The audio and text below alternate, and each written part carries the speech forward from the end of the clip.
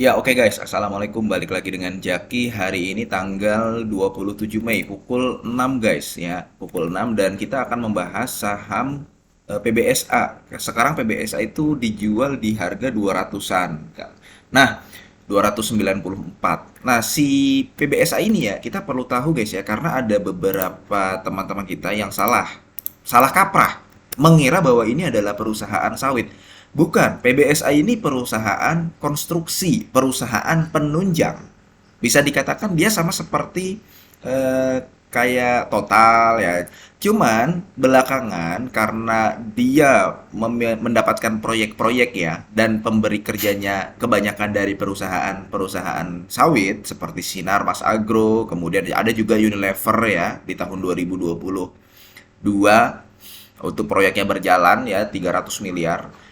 Sehingga banyak yang salah kaprah, tapi kita perlu ingat bahwa dia adalah perusahaan konstruksi sebenarnya. Perusahaan penunjang, penunjang perusahaan lain tentunya.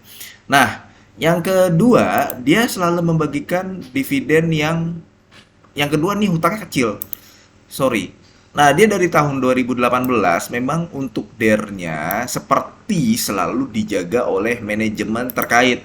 Dia selalu berada di bawah 100%. Tidak pernah melebihi dari ekuitasnya. Dan perusahaan konstruksi atau perusahaan seperti ini kalau dijaga eh, hutangnya dengan baik ya sehat gitu ya kecil kemungkinan untuk minus. Kalau EPS-nya turun, mungkin iya, tapi untuk minus sangat kecil kemungkinannya karena bebannya tidak terlalu besar.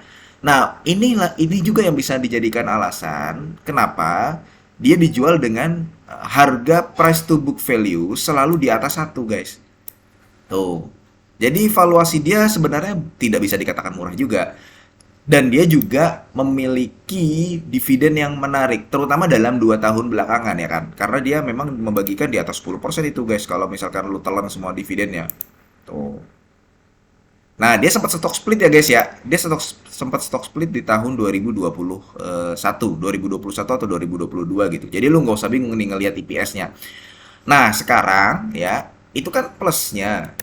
Ya, dia sudah ekuitasnya bertumbuh tapi sangat pelan ya guys ya. Dari tahun 2018 itu di angka 500 miliar, sekarang baru di angka 600 miliar. Bandingkan dengan perusahaan yang memang ekuitasnya bertumbuh tapi secara signifikan. Nah, ini minusnya. Ekuitasnya bertumbuh perlahan.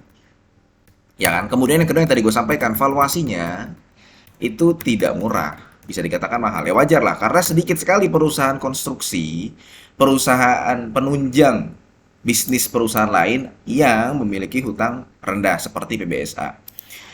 Nah, kemudian yang ketiga, berhubung ini adalah perusahaan konstruksi, dia harus banyak ikut tender, guys. Dia harus punya target proyek di tahun-tahun setelahnya.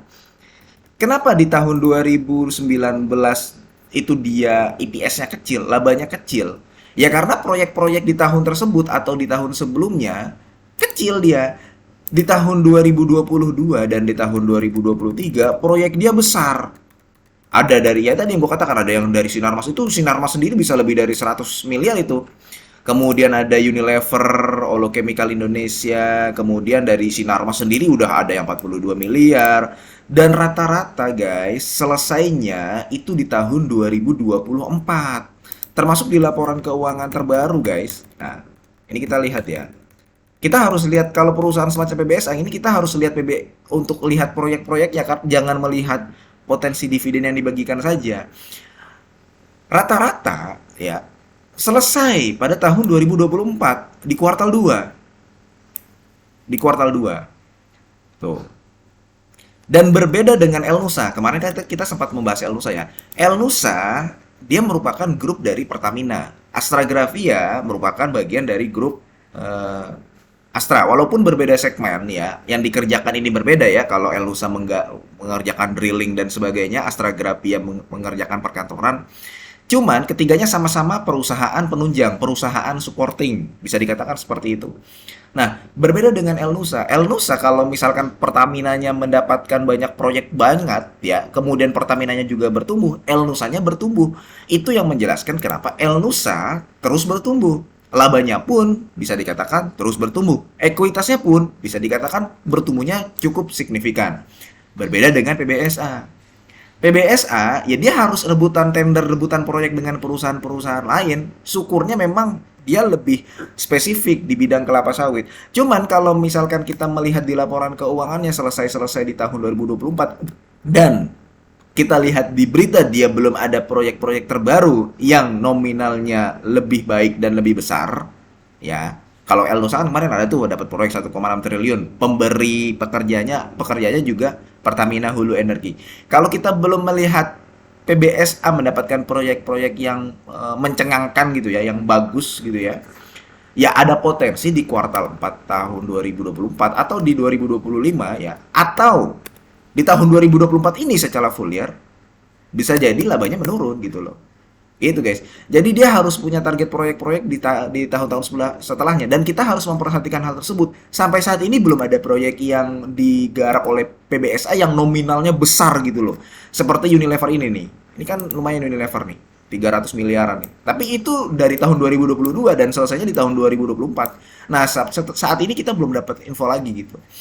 Nah itu guys untuk PBSA kita perlu memperhatikan hal tersebut. Tapi terlepas dari itu ya dia mau RUPS di bulan depan kita tunggu saja RUPS-nya berapa nominal yang akan dibagikan oleh PBSA. Karena biasanya dia membagikan dividen payout ratio yang lumayan besar. Ya mudah-mudahan video ini bermanfaat dan semoga sehat selalu sehingga kita bisa bertemu kembali di video-video selanjutnya. Ini bukan ajakan jual beli ya guys. Gua akhiri wassalamualaikum warahmatullahi wabarakatuh.